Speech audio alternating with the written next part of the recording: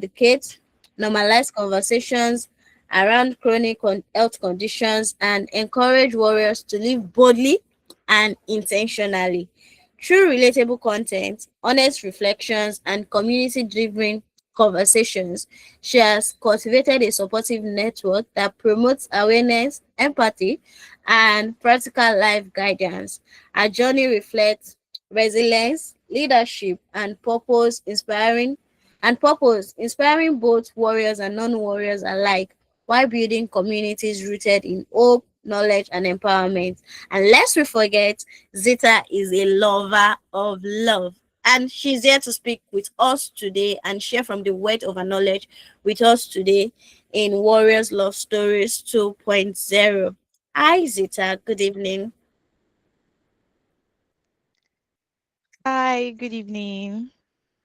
Good evening, everyone. You look so beautiful. It's so good to see you. Thank you for Thank allowing you. us. Thank you so much. Thank you.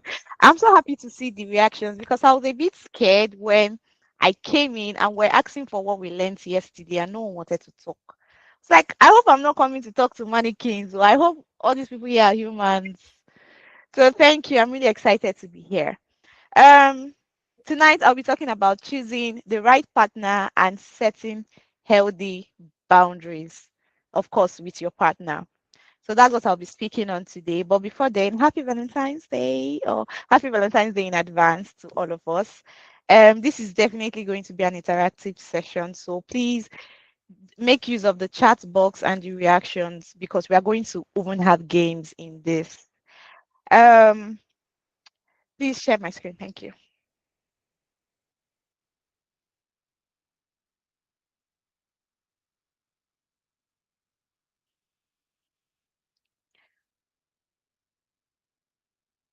Are we ready for Give me a Valentine moment. tomorrow? I can see Mary is Yes, I ready. am. I'm ready for Valentine's tomorrow. Richard, you're ready. I can see. Okay, thank you very much. So like I said, I'll be speaking on choosing the right partner and setting healthy boundaries. So please, over to the next slide. Before I even go on, ground rules, like I said, we'll be using the chat box and we'll be using our reactions. Also, please, this is a no judgment free zone. Share only what you are comfortable with. And of course, we listen to actually understand and not to respond. And of course, this is going to just be a fun section. So let's get into it. Next slide, please. Thank you. So love with wisdom for sickle cell warriors. Basically, we'll be talking about wise love. So the kind of love that understands hospital visits, that understands medication allowance, that understands sudden fatigue, and basically still chooses patience in all of this. So those kind of love that doesn't drain you, but protects your peace. That is what we want to look at here and now. Um, in this, I would also be talking about the so yeah, before I go on, I would like to say this is my POV. This is things that um like Dami said, I am a lover of love. I have I have anywhere you see love, you see me there. I really do love love. And happily for me, I also came from a family of so much love.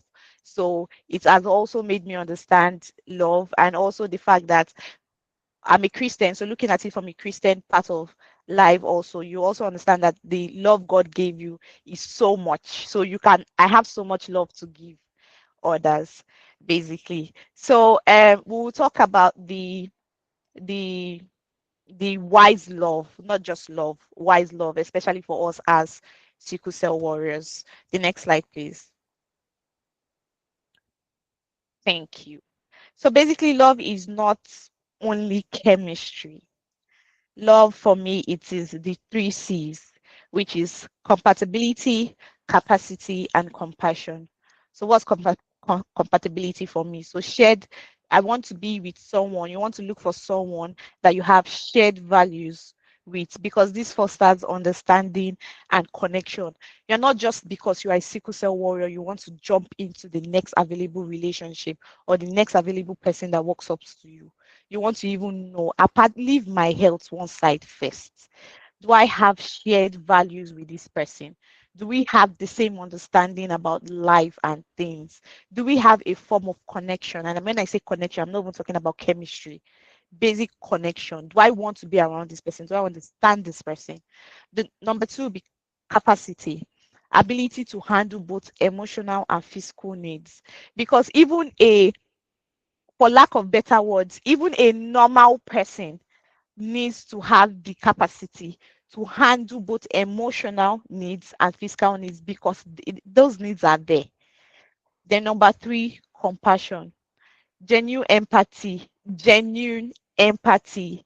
that enhances love and connection. Does your partner to be, because I'm not even expecting um you to have a partner already that does not have genuine empathy. So does your partner to be have these three C's?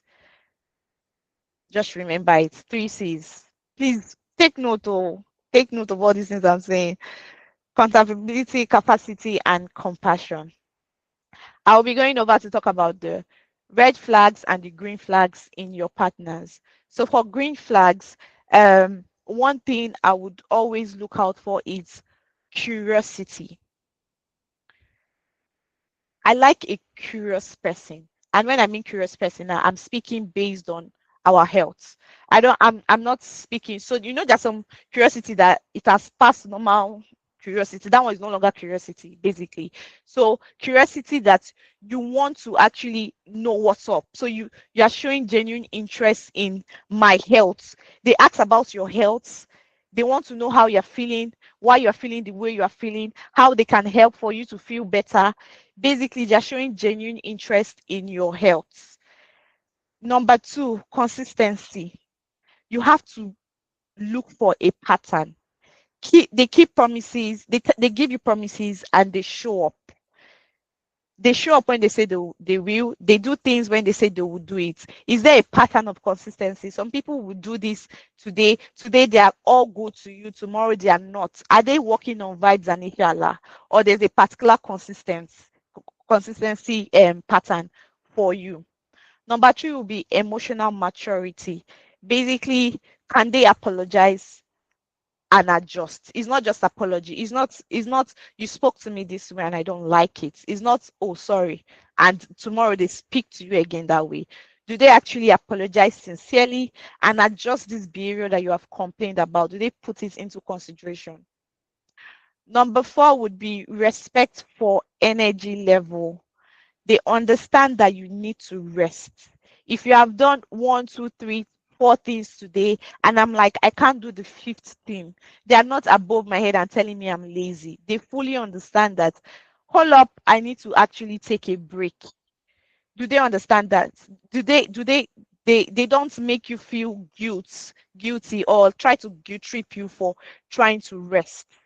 And I would say the fifth one, I didn't add it here, but the fifth one will be supportive language for me, because some people actually kind of care, but they don't even know how to speak. Things like, oh, yeah, you are being too much, you're acting too much. You can't tell me I'm doing too much or I'm acting too much. So look out for supportive languages like, oh, how can I be of help? Can I do this?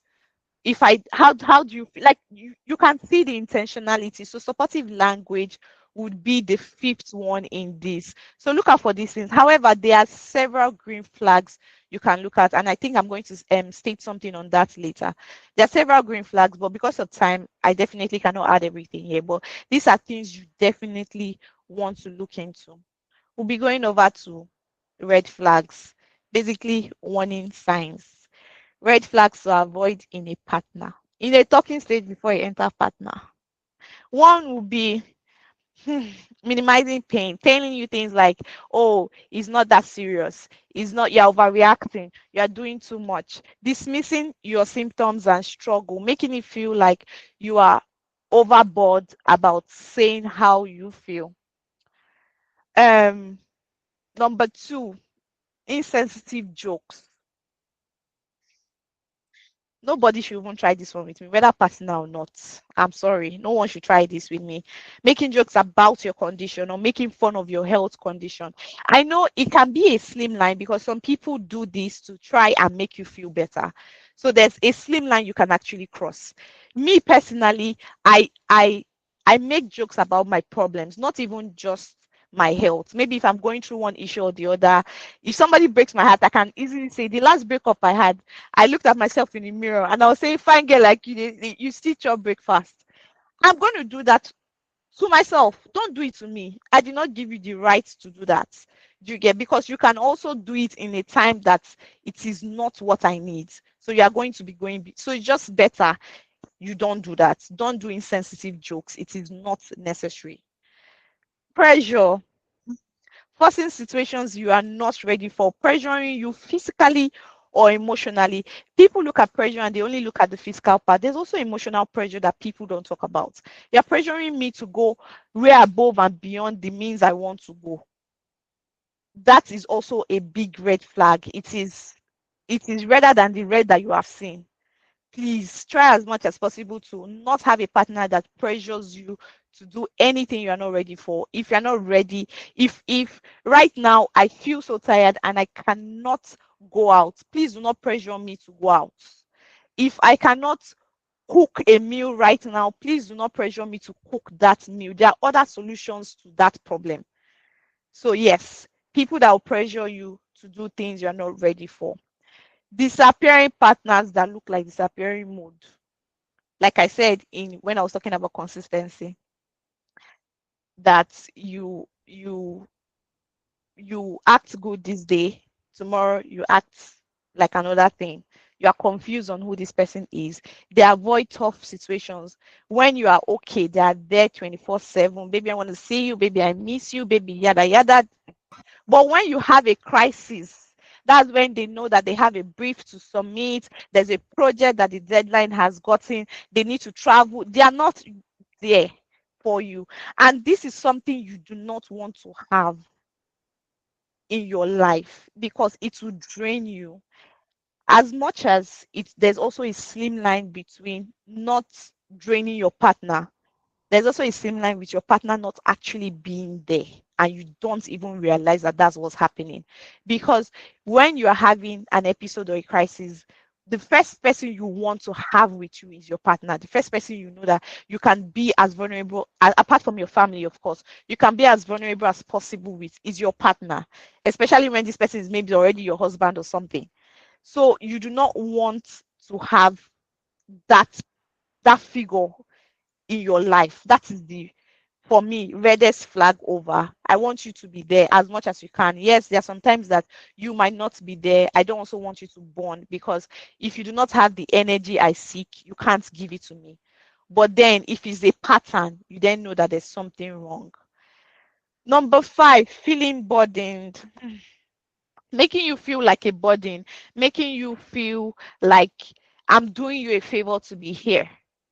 So you hear things like, oh, I closed from work. I came to be with you at the hospital. I'm so tired. I have not slept. All these things I do for you. I don't, you don't need to. You don't need to state all those things. So you don't need to be with people that would constantly remind you that they are doing you a favor being there in your life. Or maybe no other person will accept you, and that's why they are there. You don't need people that do that to you. So these are the green flags and the red flags that you have and you can see in a partner. Over to the next slide, please. So we'll be doing a game and I want us to use the chat box. I want us to use the chat box to just comment if it's red or green. So the first one would be they remind you to take your medication. Is that a red flag or a green flag? For you, oh, don't speak on what I said. For you, reminding you to take your medications, do you think is a green flag or a red flag? Okay, a green flag. A green flag. All right. Now, before I even go forward, I just remembered something. So there was this guy I was talking to, and I told him that I wanted him to remind me to take my medications. So I have alarms on my phone here. I have two alarms every day for my medications. I also have my best friend who reminds me every single day. But now I'm talking to you, yeah? So I want you to also remind me. And yes, of course, the tone, of course, yes. So that also you need to know how to communicate these things. You get, I'm not expecting you to tell me things like, oh, hope you have taken your medication before you faint. All those type, no, no, no. For my best friend now, she just sends me in a notification by 2 o'clock, every 2 o'clock every day. And she's like, oh, babe, have you taken your drug? Or babe, take your medication.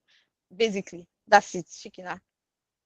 But this guy says, I am old enough to remember to take my medication. I say, okay, no problem. I know I am. It just shows that this cannot work, basically. But I'm not even going to fight with you because you're a talking stage. I just said, okay, no problem. Anyways, number two, they say your pain isn't that serious. Is that a green flag or a red flag for you? You red die. You red die. That's the reddest thing I've seen. Okay, okay. Okay, at least we're all say Valentine red flag. Okay, number number four, they get angry when you cancel. Okay, number three, they ask how your doctor visit went. Definitely, this has to be a green flag, right? Yeah. A friend of mine doesn't believe that's a green flag. She feels like you shouldn't stress her. Like, I just went through a lot of doctors' conversation and things that are wrong with me. Please do not ask me questions. That's what she said. I actually asked this question once and it caused a fight. So, anyways, number four, they get angry when you cancel due to fatigue. Is it a green or a red? A red flag. Okay, okay, okay. So the fifth one, they research your condition to understand you better. That's definitely a green flag. Yeah, a green flag. Okay. So I just wanted to ask, minus all the things I mentioned, minus all the red flags I mentioned, for you, which red flag do you think is the most dangerous and why? Why do you think this is a red flag? You must not mention all the red flags I mentioned, but like you in your love life, in your dating life, what red flags have you seen yourself, and which do you think is most dangerous? Also, I have a mini reflection for you all. You don't need to answer it now, just write it down and reflect on it. Think about someone you once dated or like. How did they make you feel? Did they make you feel lighter or heavier? If it's lighter, what are the things they did that made you feel lighter? Those things are green flags for you. Those things are things you want to write down and know that the next person you are talking to, you know that you make sure that you want this person to have these qualities. You want this person to treat you this way. And if they made you feel heavier, you can also write it down so that you know that this is something you would not take from the next relationship or the next talking stage you are going to have. So just write it down and know. Most people are saying number two. They say your pain isn't that serious. That's why we need to educate these people so much so that they don't blab and pass wrong informations around. Let's go to healthy boundaries.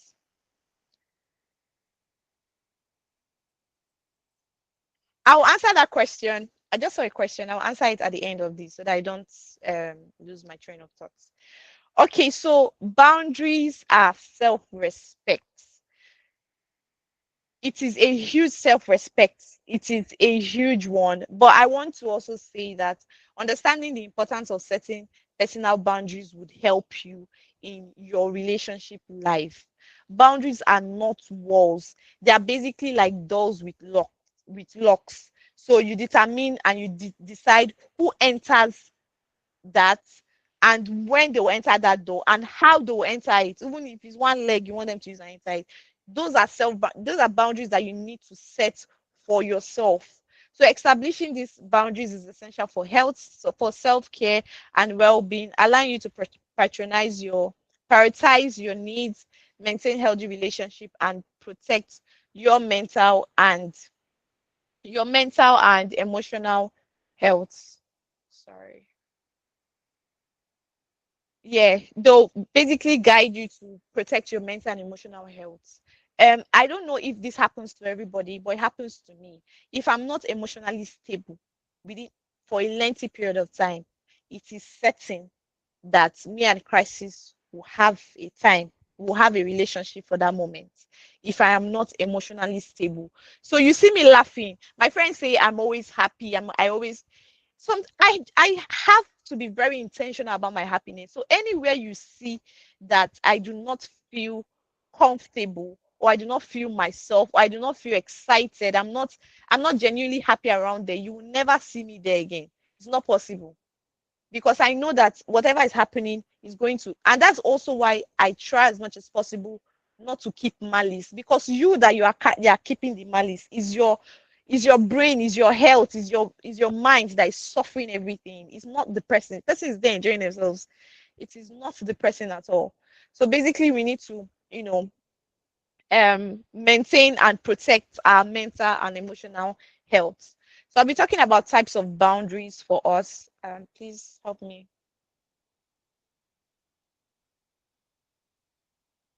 Move it in the X one.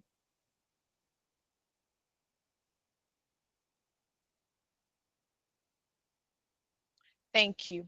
Yes. So types of boundaries. You should not feel, first of all, you should not feel a certain way having boundaries in your relationship. Most people, especially I think especially the ladies, to be honest, we feel like, because for the ladies that the guys are coming for us, you get, but for the guy that is a sickle cell warrior, he has so many options. So if 15 people reject him, there's another 15 that can accept him, for example. But ladies, they usually come to us. So sometimes I think I see when people just feel like, oh, since this one has come, let me. So you're now on your toes. You're not doing the things you need to do because you feel the person is doing you a favor to love you. No, you are worthy of love. Know that you are worthy of love. That's why it's very big, so that you see it. You are very worthy of love. So the first boundary will be physical boundaries. So your rest time, your hospital days, you actually want your space, and that is fine. You're not doing anything illegal for that. You can easily communicate it better. But in setting boundaries, I forgot to say, you need to have very good communication skills in setting boundaries so that people do not feel like you're trying to push them away or you do not love them enough. So please communicate clearly when setting boundaries.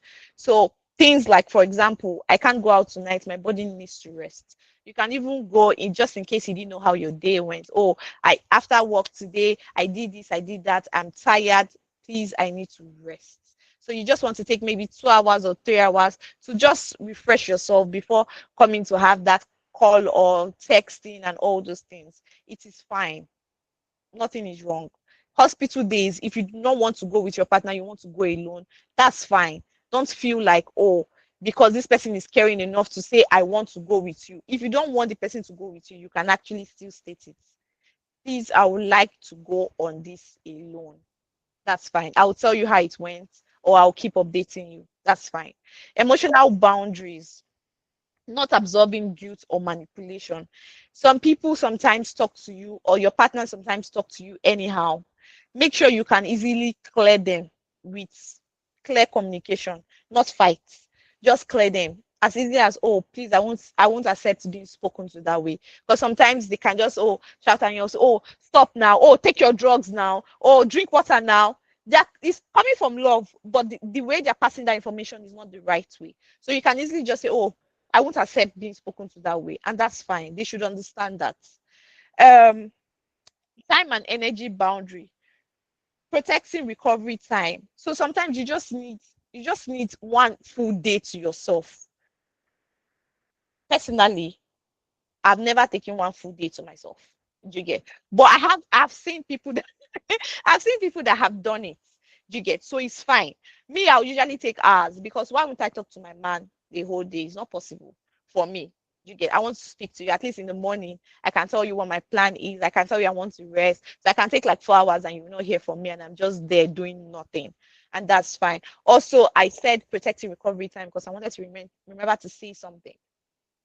Some of us when we come back, let me not say some of us, let me throw the bullet to myself because I did it. I did it. Protecting recovery time. I was in the hospital for a while. And that period I was falling sick over and over again. And I felt like my partner was tired. I felt he was overwhelmed and he just needed a break. You get understandable. So he would always come to the hospital and go home and have his bath, then go to work. So he would sleep at the hospital, go home, have his bath, go to work. So I felt he was exhausted. So when they discharged me, I didn't tell him. I went to his house straight. I saw his house was a mess. I was like, oh, let me arrange. Somebody that they just discharged. I was literally tired. I still arranged and I cooked one very sweet egusi soup. He came back. I served him and he was like, oh, this soup is nice. Is there more? So asking is there more, I was like, it's like he does not know it's me that did this because I was expecting a reaction already. And the reaction was things like, I don't understand. Why did you do all these things? Babe, you just recovered. What's the meaning of all this? He would usually do that, you get. But he didn't do it this time. He asked for more. I gave him more. He ate and he moved on with life.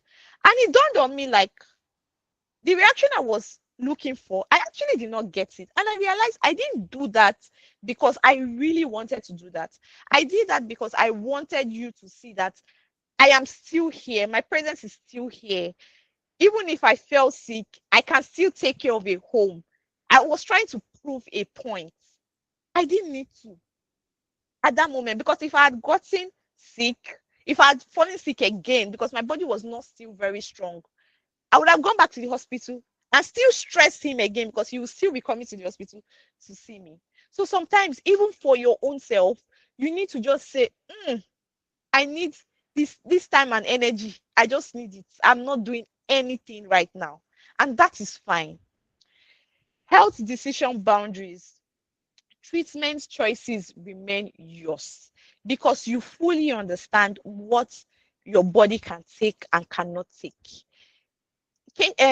Conversations about the medication to take, conversations about the injections to take. Sometimes when okay, you guys get married, even pregnancy and the rest. Yes, it's a team work when it comes to pregnancies and the rest of that. But then that conversation also still kind of remain yours. So you can easily just say, oh, I appreciate this advice you're giving me, but I would like to have this conversation with my doctor because this is the person that now understands me medically. So please, yes, don't feel like you cannot say these things to your partner. I learned this from my mother, the simple boundary formula. I learned it from my mother. She's a counselor. She would always say, when you're communicating, you should communicate in clear languages. So, three things: feeling, reason, and request, especially in things like this. So, how are you feeling? What's the reason you are feeling that way? And what can we do? So, what's your request? So, I gave an example here. I feel overwhelmed when plans change suddenly because I need my energy. Can we plan earlier next time? So, the feeling is I'm feeling overwhelmed right now. What's the reason? When plans change suddenly because I need to manage my energy, the fact that my can anyone hear me? Okay, thank you. So the fact that I am when plans change, I have to maybe I have not rested. Maybe my plan before was when I come back home from work, I'm going to rest for 2 hours before okay going to make dinner. Then when I make dinner, when I'm done eating, I take a 1 hour break before I go out for something. Now you have changed my plan automatically and you expect me that once I get back from work, I am going straight out. I would feel overwhelmed because of that, and my body can't take this. So, can we please plan earlier next time? Is the request. You're not just throwing a problem without a solution. Okay, for me not to feel overwhelmed, what can we do better? We can plan better. We can plan earlier next time so that I don't feel overwhelmed. So, yes, we can do that. Yes, so next please, and that would be my game. Yes. So this is a scenario game. I need you to tell me using the formula I just told you about. So how are you feeling? Why are you feeling that way? And what's your request? So think about it. Think about it. Your partner wants to go clubbing the night before your hospital checkup. That scenario, what do you think? How do you think you would feel? What would be the reason you are feeling that way? And what would be your requests? You can put it on the chat in the chat box. Number two, someone jokes about your health condition in public. How would this make you feel? Why would be the why what would be the reason you are feeling this way? And what would be your request to this person? You can put it in chat box. There's no wrong or right answer. We're just basically learning from each other because you might have a better view and we just pick it up. So yes, let me know in the chat box. Then I have an additional reflection for us, coupled with the reflection I said earlier. I hope we wrote that down. Basically, I need you to ask yourself, I don't need to know the answers to this question, but I need you to be as honest with yourself as possible. 101% honest. What is one non-negotiable you want in your relationship? Write it down. And so that you know what you are seeking for in the next relationship. If you're in a relationship now, you know what you're seeking for in this relationship. Is the person giving you that? Do not say because of this your condition, you will now put down your values or things you want. You're putting it down. You're just doing yes, sir, yes, ma for this person because you don't want this person to leave you. No. What is that one negotiable that it's that you cannot do without in a relationship? Number two, have you ever been afraid to set a boundary? Tell yourself the truth. Look at your relationships you have had. Have you ever been scared to set a boundary? And why is that? Write it down so that these things don't repeat itself. It's just a scenario. So even if it's not clubbing, you can do something else. You get he wants you to go to an event before your hospital checkup. That's fine. It's just a scenario. So, have you ever been afraid to set a boundary and why? Be honest with yourself. This is just between you and yourself. So, be very honest. What makes you feel safest with someone? You also want to think about that. That's why I said in the first reflection, what are the things that the person did that made you feel lighter? You also want to know what will my potential partner do that will make me feel safest in this relationship or that will make me feel safest around making decisions with this person regarding my health. You want to look into that and you want to add that into maybe your journal or your phone or something so that you know because right when you are speaking when you have a new talking stage and you're speaking to them or the person, you might not really pay attention to these things because butterflies are in your tummy, your eyes are popping, you like his hair, you like his this, you like her shape. Leave all those ones. You have your goals, write it down somewhere so that even if your brain doesn't remind you, your book reminds you or your phone reminds you that this is the things you want in a relationship. This is the things that you can't do without in a relationship. Next slides. So I just wrote down a bit of affirmations that I tell myself, so I wanted to share it with you all. So basically, depending on how I'm feeling, sometimes if I'm feeling down about certain things, especially when it has to do with my health, these are the affirmations I use. So I deserve love that is safe. I deserve respect. My health is not a burden. My health is not a burden.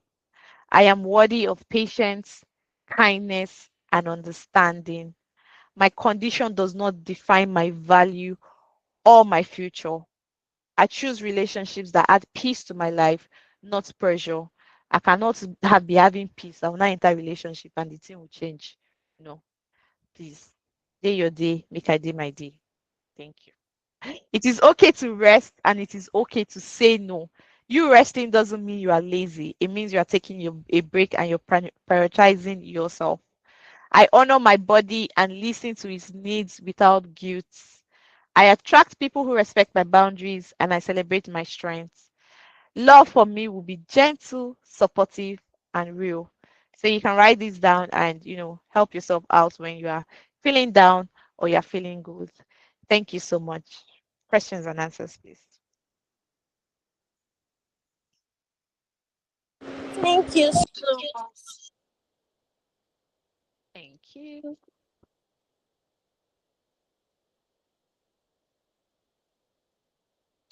Do we have any question? I think someone's hand is up.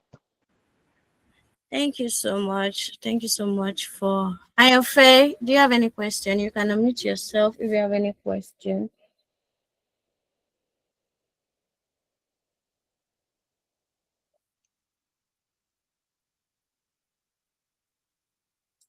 Okay, there's nobody's asking any question for now, but we have a question in the chat box that Okay. the person said, is it okay to tell your boyfriend your genotype at the beginning of the relationship or when the relationship gets a bit stronger? Okay. So yes, I saw that question and I think I did. It's so funny because I shared a video about this, I think some days ago, about this.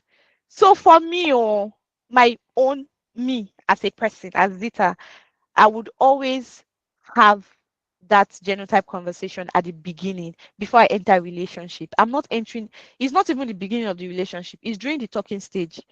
Because I know some people would always say that they do not want you, they want you to get to know them before they tell you so that you don't use their genotype to judge them and not get to know them, because you can actually get to know them and you see that this person is so lovable, so you can decide to run this race with them, and that is very valid. But for me, I would rather let you know my genotype, and I also want to know your genotype so that you can now decide if you still want to get to know me in any form, whether friendship, whether relationship, whether anything. Because let it not be that I deceived you, or oh, you're already in love, so let you just be here. No, I want you to intentional and decide that even though I know this person is sickle cell, I want to run this race. I still want to get to know you and run this race. Then if the relationship now breaks, I now know that it is not a thing of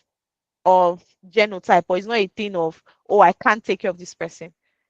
All the relationships I've had very fantastic. I say it. I'm not. I would give them their accolades. I've had very great relationships, partners that have treated me right, and I told them from the talking stage, and they still went ahead. So we broke up not because of anything relating to the health part of my life. So yes, for me, I would always tell my talking stage my genotype before anything. I hope that answers your All right, question. thank you so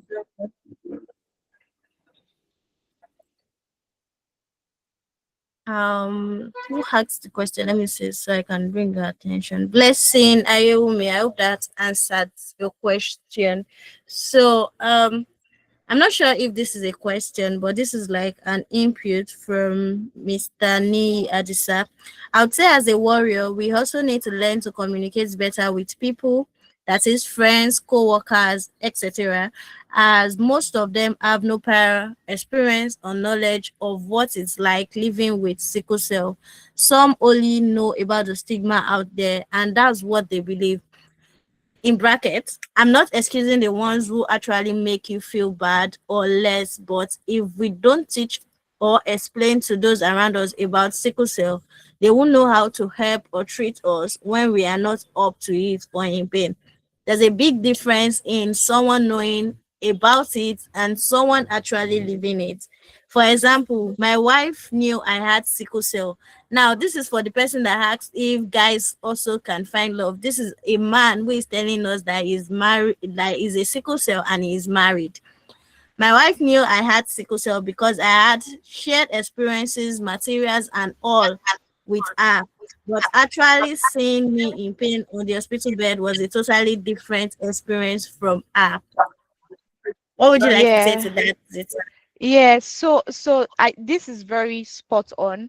I would I would always say, I think I had this conversation with my sister recently, and I said it that it is different when they because they will always tell you, sometimes when you tell them that, oh, you're sickle cell and everything, they can just, oh, yeah, yeah, yeah, it's fine. They will learn about it. But seeing you in pain is a different ball game. And that is also fine. So yes, I want to see, I feel like you can tell certain things sometimes. So I'll use my last relationship for a very good example. When I told, no, not my last relationship, my first relationship. When I said I was sickle cell, he didn't know. My first relationship, I think I was in SS2. It was 8 years relationship. The first time I told him, he didn't know what sickle cell was. He was so confused. But I think for me, the first thing for me is I have informed you. Let me now see what you do with that information. I can educate you, but I want to see if you are interested in that education. I want to see if you are coming to meet me with questions. I want to see if you are telling me, oh, I researched this, they said that. And that's what he was doing. He came to tell me, oh, this bone marrow transplant, how does it work? Oh, I didn't even tell him about drinking water then. He just came to, I think I was having a program in church, and he just came to me and dropped water at my front and said, babe, please drink, you're looking stressed. And I look at him, I'm like, ah, we were not dating then, and he was already making so much research about it. However, the first time I fell sick and he came to see me in the hospital, I could see his eyes, he kept on looking. And he came, if I move, he'd be like, what's happening? What's happening? What's happening? He's so confused about it. I saw that it drained him too because he was in university. I was in secondary school. He was kind of confused. You could see it. So yes, some people might run at that stage. Although at that point we were already dating. It's fine if you run at that stage.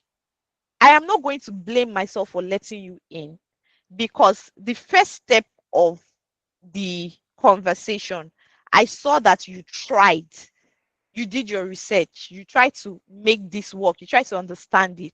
Then it's also fine if you now actually see the practical level and you decide to run. That is also fine. I would even prefer you run while we're in a relationship than running when we have entered marriage. You now decide to run that, this thing is too much. So it's fine. You get, so it happens, and that's fine. I don't think you can blame anybody. So the theoretical knowledge is different from the practical knowledge. Thank you. I think I saw a question. All right, thank you so much. The question is, what about sickle cell warrior with leg ulcer? It will be difficult to tell. I mean, I think the person is saying it will be difficult to tell their partner that they have sickle cell. It No, I don't understand that question. If you have leg ulcer, it will be difficult to tell your partner that you are sickle cell because you have leg ulcer. I don't guess. Please, Blessing, can you like rephrase Blessing, your please. question? Yeah.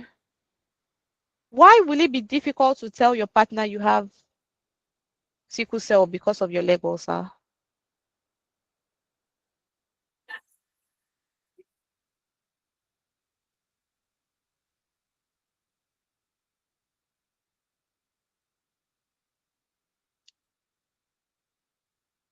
Blessing, please kindly re-ask your question so that I understand this.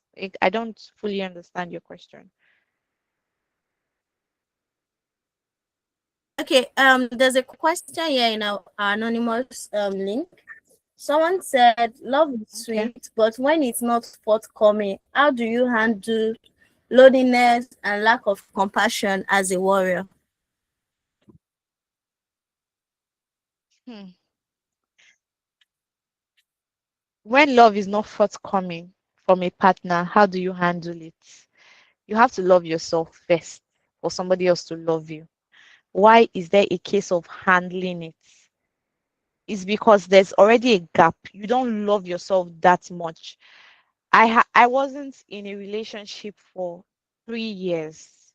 Yes, sometimes you feel lonely, like especially when ah, Valentine now everybody's doing Valentine. I don't have a partner currently. I will do Valentine with all of you. All of we're all here together. I love myself die because so far I'm at peace. You need to get to a point where you can love yourself and you're at peace about every and anything that's happening in your life. If you need, if you need to, if you are currently in a mood or in an emotion and you want to, you think it's because you don't have a partner, that's why you're feeling that way.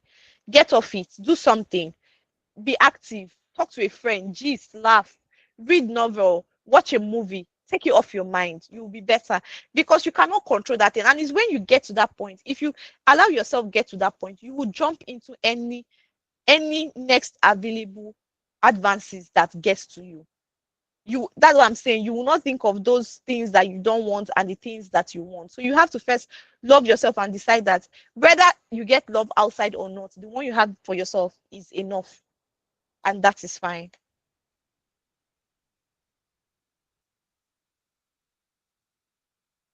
Thank you very much. So, Blessing has rephrased that question.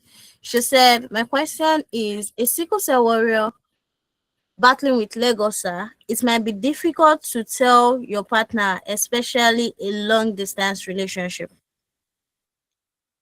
I, I, I blessing. I do not think it is difficult. I think if I wasn't sickle cell and I was talking to someone that is sickle cell and has leg ulcer, and I'm not aware because it's long distance, I'll feel deceived. Personally, I'll feel deceived. I'll feel like you were not entirely honest with me. I need to know what's happening. If you have a leg ulcer, that's even more reason you should tell your partner. If you have complications from sickle cell, that is more reason your partner should know, so that they know if they want to do this life journey with you or not. Then if they decide they want to do this journey with you, they can now know how to help you. You can now guide them on, oh, how to help you with this current problem you have at the moment. Oh, I have leg ulcer. How can your partner help you in this? Medical bills, medical advice, helping you seek professional um, medical care, things like that. So you need to actually tell your partner these things so that if they are still interested in being with you, which is fine.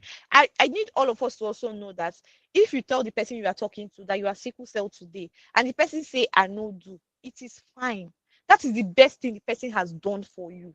Because imagine saying, yes, I will do these things with you, and you enter the relationship and you are looking for your partner, you are looking for him, not see him, or you not see her, you will be more miserable than you think you are right now. Like Ifeoluwa said, your partner doesn't complete you. You complete yourself. You are whole yourself. So you need to pass this information as clearly as you can so that they have a good understanding of where to come in and how to come in. It is not a difficult call. And I feel like it's a difficult conversation for some people because you're already settling. You're already settling for anything that comes. So you are scared to tell them these things because you don't want them to leave. If you didn't date, didn't date, they will leave if they are not they are not for you. If they want to leave, they will leave. So whether you say it now, you say it next after 2 years of the relationship, somebody that wants to leave because of that problem would leave. So you don't need to hide it.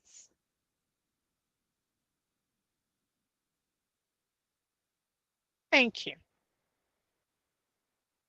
I hope that answers your question, Blessing. All right. We have some questions here. I'm so sorry, Zita. We have some No, it's fine. questions here that are not sickle cell love story related, but because people have asked, it means they believe that we can give them the answer at this webinar. So someone said, I have been battling with insomnia for a while now, but do you have any advice for me?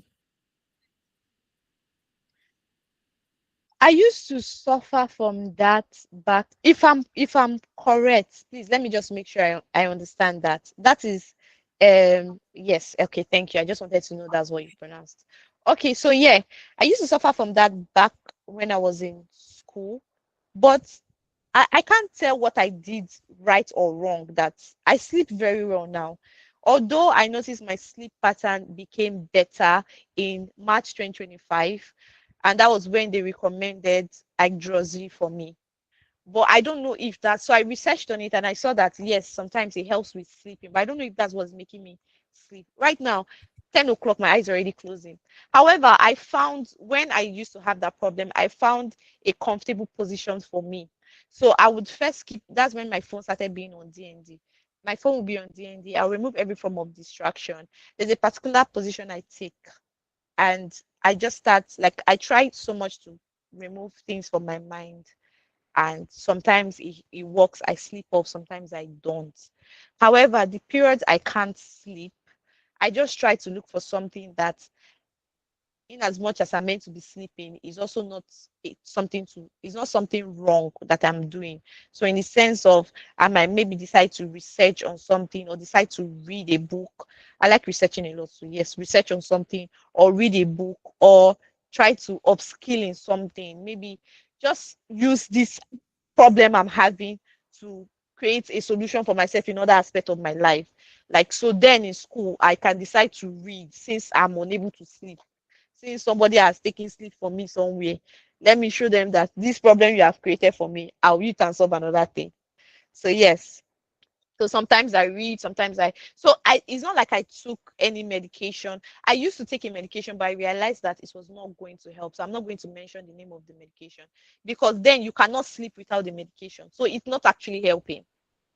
It's not actually helping. So I just decided that I was going to maybe create a position for me. There's a particular position I stay right now that if I want to sleep now, I will sleep if I stay in that position. So just try and look at your body and understand why that is happening. Or maybe you might seek medical advice because I did seek medical advice.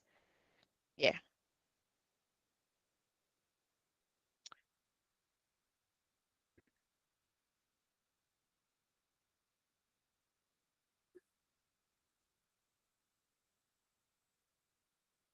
Thank you.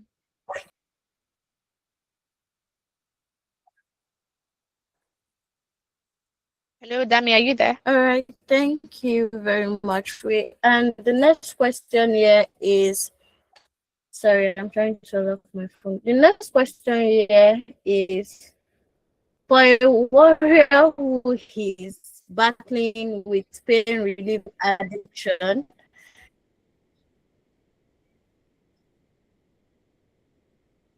do you think it's safe to partner in a long distance relationship? This weakness. Can you hear me? You are breaking. You're breaking. I can you hear me? Can anyone hear her? Okay, I can hear you now. I can hear you Hi, now. sister, can I you hear me? can Can hear anybody you hear me now? now.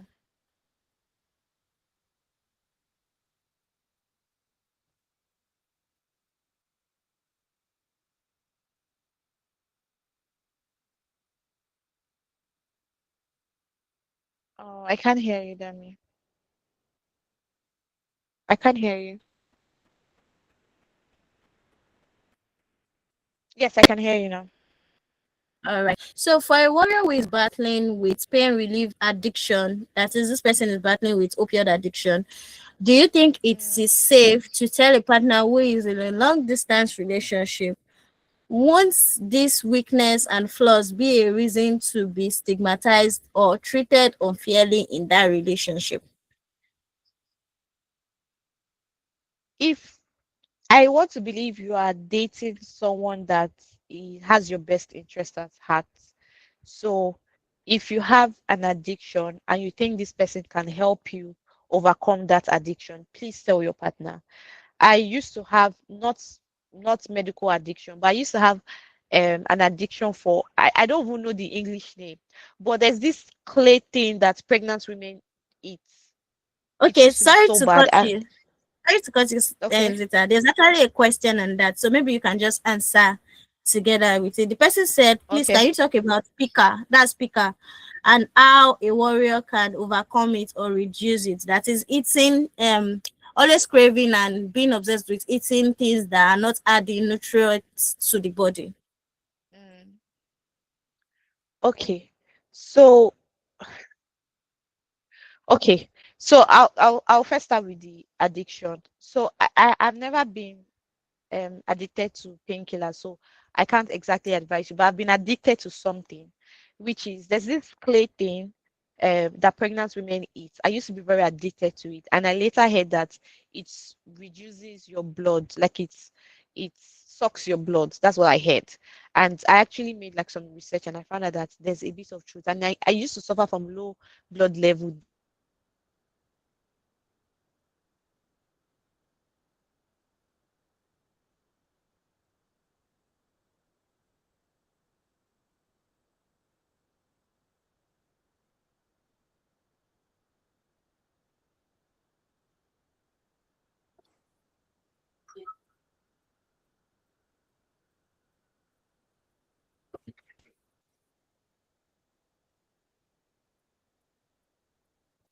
Yes, we can hear you now. Okay, okay. So I told everybody around me that I knew would help with this addiction problem. So I know that if I can't help myself, I have people around me that would help me. So now for me to have like that stuff, I have to hide, I have to sneak to do it. And I do not have the ability to sneak. So I knew that telling people would also help me solve my problem. So if your partner is going to help you stop the addiction, please tell her so that she can help you stop it. Because that is a very big problem you are adding to the problem you think you already have. It's a very big problem. So for eating healthy, I also love taking drinks. If I'm eating anything, I want sugar to be with it. So I want to take juice. I want to take. So what I did was I started small, trying to convert it little by little. So I try to stop taking juices. I still take juices, but I try to reduce my intake on juices. So what I will now do is now start taking things that had all these fruit juice that has like normal blended fruit juice. So beetroot that has beetroot. There's one particular drink that they sell at Fruit Life. That's what I take. It's still sweet, but it is more healthy. From there, I started taking. I bought this vitamin C that you dilute inside water. It is sweet, but it's vitamin C. So I try to, stop it gradually because I know I cannot just stop it. I'll be deceiving myself to say I want to wake up one morning and not take drinks again. I'm deceiving myself. So I try to like break it down that way to help me solve my problem. Does that answer the question? Did I miss something? No, you did not. Thank you so much, Zita. Does anyone have any life question? Because that is asking us question here now, aside from the anonymous questions we just treated just now. If you have any questions, please unmute your mic or raise up your hand. Going.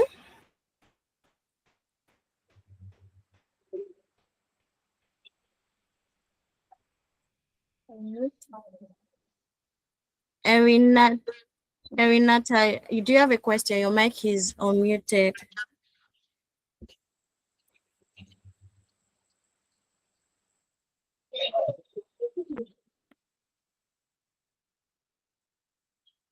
Your mic is unmuted. Do you have a question?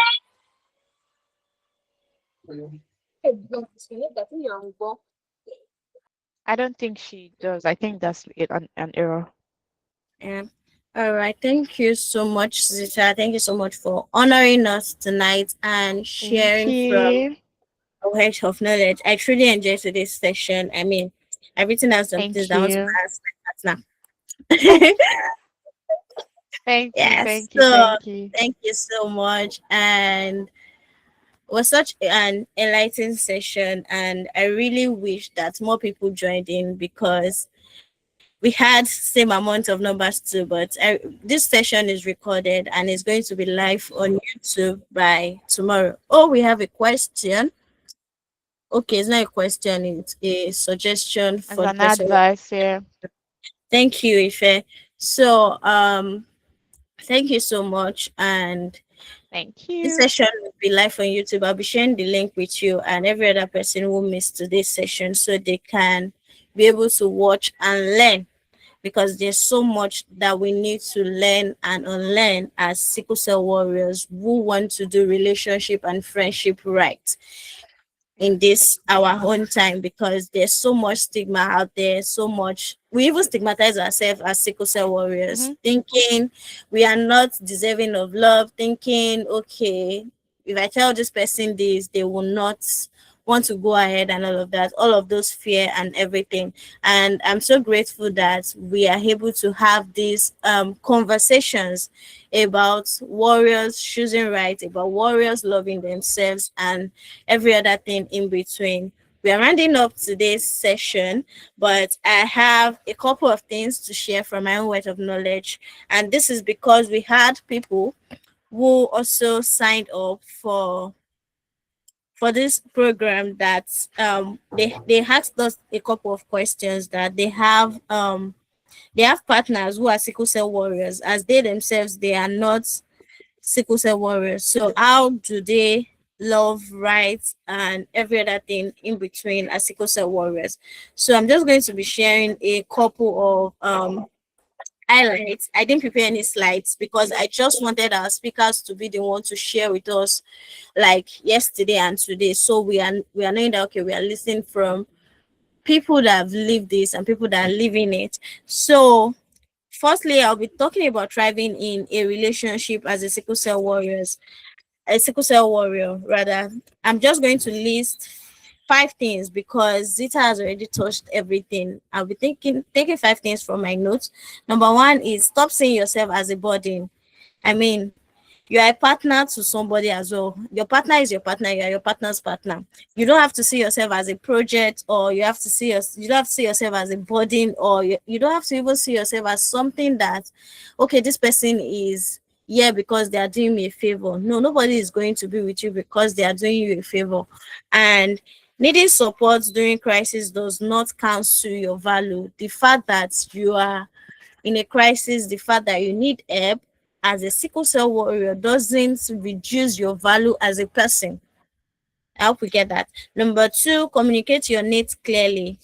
Zita mentioned it, like she even gave us a boundary formula, and I'm going to copy it from our slide and send it to us so that we can be able to have it somewhere in our notes that we will use every now and then.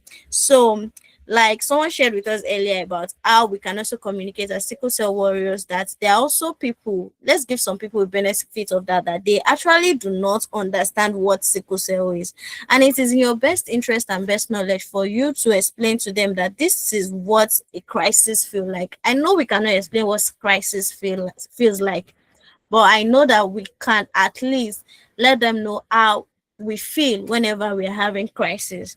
This is how they can help you. You tell them this is how you can help. Some of them do not know how to help. I mean, nobody has dated a sickle cell warrior before they ever come into a relationship with you.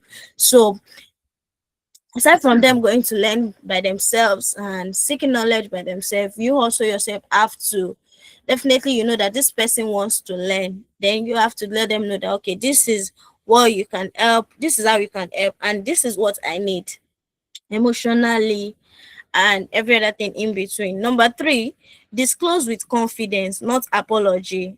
Some of the questions we've been having, how can I disclose to them and not make it look as if I am chasing them away, or if I disclose to them, won't they run away? So your genotype is an information that they need to know. It's just like as if you're telling your partner that, okay, these are the things I like and these are the things I don't like.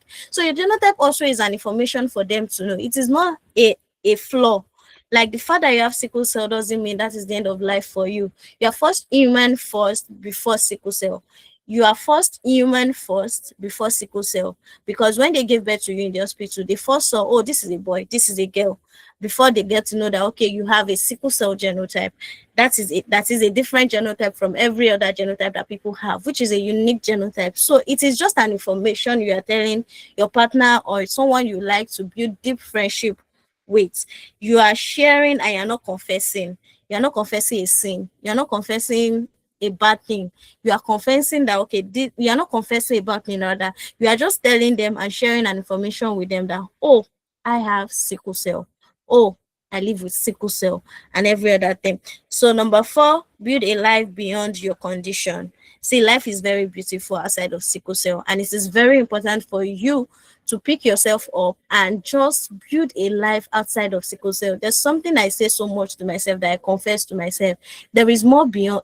There is more within me beyond sickle cell. Like there is so much more I can do beyond sickle cell. Whether I have sickle cell or not, there is so much I can achieve with my life as a human being, as a lady, as a woman, cell, beyond sickle cell. See, your dreams, your personality, your humor, your career and passions, they matter a lot. They matter a lot. You have to chase your dream. Your dreams are valid. Find a way whereby you can just live and thrive as a sickle cell warrior, because there's this thing I do for myself as someone who is trying to who is striving. I'm not even trying to thrive, who is striving as a sickle cell warrior. If I have a task or something to do, I sit down and find how I can achieve it with sickle cell, because I am living with sickle cell, right? So if someone is going to take 1 day to complete a task, I can take 2 days to complete that task. At the end of the day, we have the same results. So you have to live beyond sickle cell. Build a life outside of sickle cell. Sickle cell, you are living with it. Your life is not sickle cell. All of your life is not sickle cell. Then number five, choose emotional safety. If someone makes you feel guilty for your head, that is not love. No one should make you feel like you are wrong for being on this earth. No one should make you feel like you are in the wrong place. No one should make you feel like you are a mistake. No one should make you feel like a burden. If someone is already making you feel like that, so run. It's as simple as that. Run. So I'll be moving on to loving a sickle cell warrior. This is for those who are in love with someone and they find out that person is a sickle cell warrior, or they finally decide that okay, I want to be in a relationship with this person, and they're already doing a life with a sickle cell warrior. So loving a sickle cell warrior, how to show up well and how to be there for them. Number one, don't pity your partner. You are in a relationship, you are not in a pity relationship. You are not a pity party to your partner. This person is your partner outside of the fact that they have sickle cell. So your love is not charity. Your role is to support and not to be their savior. There are moments you will not be able to help them. Don't pity them and be like, oh, there are other people I could have dated, and why am I in a relationship with yourself and all of that. And number two, learn without overwhelming them. It's okay for you to go research. It's okay for you to go look for answers outside of you asking them, because there's sometimes that, to be honest, as sickle cell warriors, they do not want to be questioned. They don't want to answer you, especially when they're in crisis. No one wants to answer you on what is the right thing to do at that point in time, right? Understand the condition, but don't reduce them to it. They have sickle cell. That is not the end of their life. So you have to understand the condition. You are trying to understand the condition, but do not limit them to the fact that they have sickle cell. Number three, during crisis, stay calm, not panic. They have crisis. You just have to stay calm, because if two people are not calm, then the end result is not going to be good, because someone in crisis is not always calm. We all know that. So ask, what do they need right now? If they can't answer, you should be able to know what to do at that point. Should I stay or give space? Follow their lead. Or there's one thing I've come to understand as a sickle cell warrior and being around people all the time, aside from people who have sickle cell. I can you have to be sensitive enough. That's the word. You have to be sensitive enough to know what your friend wants, or what your partner wants. And I'm using friend now because I know that not every one of us here are in a relationship. You've been with someone for a couple of weeks, a couple of months. Fine, you can't know all about them, but there are some certain things you should have come to know and understand about them. You should have come to know that when this person is in pain, once this person is in pain, This, I already know that this is what I'm not supposed to do and this is what I'm not supposed to do. You have to be observative, you have to be sensitive. Sometimes warriors do not communicate, and I am not supporting the fact that some warriors do not communicate, but you need to understand that, okay, these are the things, or this is the way I can help this person feel okay at this moment. You've been staying with someone, or you've been communicating with someone for a while, you should know, oh, this person doesn't like this thing. Fine, there's communication, but there's also the place of observation, right? Then number four, avoid control disguised as care. The way some people will bombard you with questions, or with care, or with showing up, is it is showing control and not care. I mean, reminders are helpful, but policing them is not. It's okay for you to tell your partner who is a sickle cell warrior that it's okay for you to remind them to take their medication. Zita shared that earlier on about her having a best friend, and person she was in a relationship with then remind her to take her medications. But there are some people that, aside from reminding you, they will start giving you lectures about you not taking your medications and all of that. That is policing. That is policing. So it is okay for you to send reminders to them. It is okay for you to say, oh, I notice you've not taken your medication in a while. How are you? See, there is a very right approach to everything. There is a very right approach to every single thing. You don't have to start saying, you've not taken your medications in a while, you fall sick, oh, and all of that. There are some statements you are not supposed to utter if you are in a relationship, or if you are caregiving, or taking care of someone who has a chronic illness. So it's okay to send reminder. I am repeating that again. It is okay to send reminder, but it is not okay to police them because you feel like they are not doing what they are supposed to do. Because sometimes people living with chronic illness are tired, whether they are doing anything or not. So there's a right approach to everything. The last but not the least, reassure without overprotecting. Fine, sickle cell warriors are strong. They tend to show that they are strong, but they are still human. Balance care with respect. So reassure without protecting. You can reassure them that, oh, I am here, but you don't have to always be like they can't do anything because they have sickle cell. They can't lift anything and all of that. It's like, don't do all of those. Allow them to be themselves, because they are human first before they have this chronic illness. So whether they want to do whatever it is that they love or anything, the best thing you can do is to support them. Just be there. It's like a mother and a child. For example, a child who is like, let's say, 6 months old or 7 months old and is trying to crawl for the first time. Sometimes a mother just stays somewhere in the corner and just like watching this baby crawl, and once they see that, okay, it's about to fall or anything, they show support. So you are just like, you just have to be there and just watch them fly. Allow your sickle cell warrior partner to fly. Like, it is the best thing you can ever do for them. Don't make them feel like a burden. So I will run through very fast. Thriving as a warrior in love. You are not a liability. Disclose with dignity. Communicate needs early. Choose partners who see your strengths. Never shrink to be easier to love. Um, Loving a warrior well. Don't pity, respect, ask, don't assume. Stay steady during crisis. Support without control. Love them as a whole person. I hope with this viewpoint of mine, I've been able to convince you and not to confuse you that you can find love in the right place. Hi, Zita, your hand is raised. Yes, thank you. I just wanted to add something to being like a partner to a sickle cell warrior. So I think one thing that people kind of do not speak on is basically finances and also like medical reality. So I think that we, as a partner to someone who has sickle cell, you need to have like practical planning.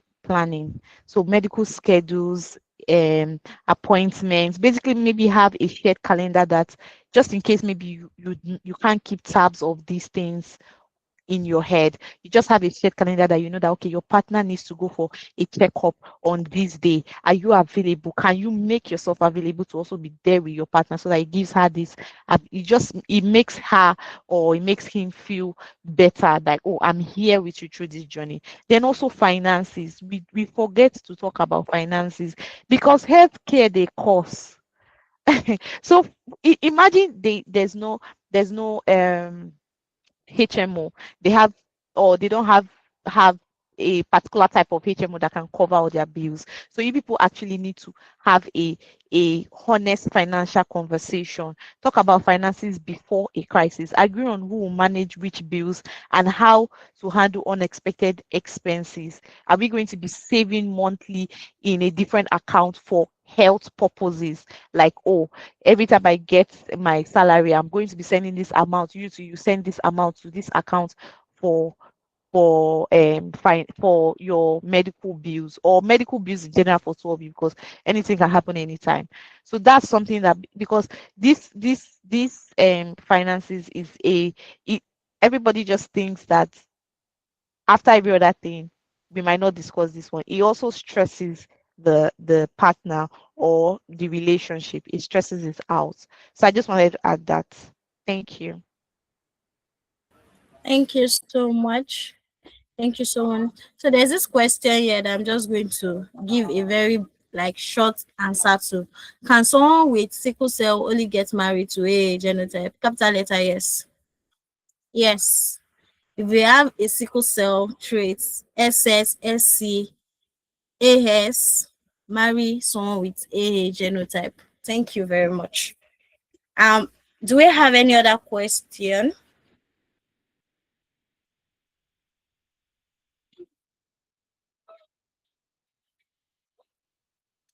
Is there any other question? So, in absence of no question, if you have any other question that you'd love me to attend to, please drop it on the anonymous link or the WhatsApp group. Thank you so much, everyone, for joining in today, day one and day two. I can see people from day one here because some people said they won't be attending day two. So thank you so much for joining today's session. It was really a great time. Thank you so much, Zita, our speaker. Thank you so much for sharing from your depth of knowledge. Thank you so much. And thank you so much to our speaker from yesterday. It was such an insightful and engaging session. So we've come to the end of Warriors Love Stories 2.0. Thank you so much, everyone. It was really great putting all of this together and seeing us showing up. Like I mentioned yesterday, that a lot of us turned up, and it just shows how much we are ready to be intentional about our lives as sickle cell warriors and how much we really want to thrive in relationships and friendships. So this session, both yesterday and today's session, will be available for us to rewatch and also to share with people that would like to um listen and learn from this. It will be available tomorrow. I'll be sharing the link with us.